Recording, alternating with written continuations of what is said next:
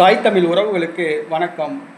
எலுமிச்சம்பழத்துடன் வேட்புமனு தாக்கல் செய்த பகுத்தறிவு பகலவன் வாரிசு என்ற தலைப்பில் இந்த காணொளியை நாம் காண்கிறோம்.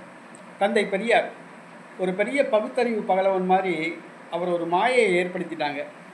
தந்தை பெரியார் பகுத்தறிவை ஏற்படுத்தியவர், சாதி கொடுமைகளை ஒழித்தவர், சாதியை ஒழித்தவர், பெண்ணியம் பேசினவர் அப்படின்னு சொல்கிறாங்க.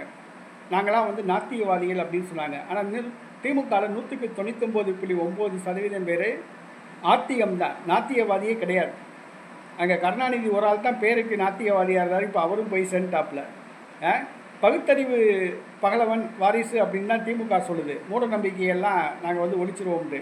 ஆனால் இன்றைக்கி ஈரோடு கிழக்கு தொகுதியில் அதே பகுத்தறிவு பகலவன் வாரிசு திமுக வேட்பாளர் சந்திரகுமார் வேட்புமனு தாக்கல் செய்யும் போது கையில் எலுமிச்சம்பழம் வச்சுருக்காரு. ஏன்னா பில்லி சோனியா மந்திரம் எதுவுமே அண்டக்கூடாதான். அட நாசமாக போடுவீங்களா? எலுமிச்சம்பழத்தை வச்சு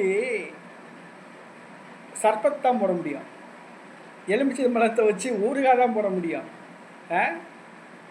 எலுமிச்சம்பழத்தை வச்சு ஒயின் ஷாப் பாரில் சிக்கன் கிரேவிக்கு மேலே வெங்காயம் போட்டு எலுமிச்சம்பழத்தை புளிச்சு விடுவாங்க. அதுக்கு தான் லாய்க்கு.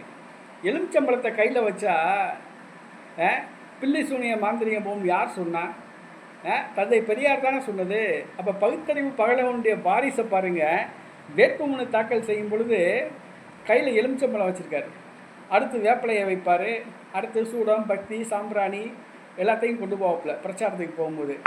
தந்தை பெரியாருடைய வாரிசுன்னு சொல்கிறீங்களையா, முதல்ல நீங்கள் அவரை கடைபிடிங்க. அவர் சொன்னதை உங்கள் கண்ணில் இருக்க துரும்ப மரக்கட்டையை எடுத்துகிட்டு அடுத்தவங்க கண்ணில் இருக்க துரும்ப பற்றி பேசுங்க. பகுத்தறிவு அப்படின்னு சொல்லி பேசிட்டு நீங்கள் கையில் எலுமிச்சம்பழத்தை தூக்கிட்டு போகிறீங்க.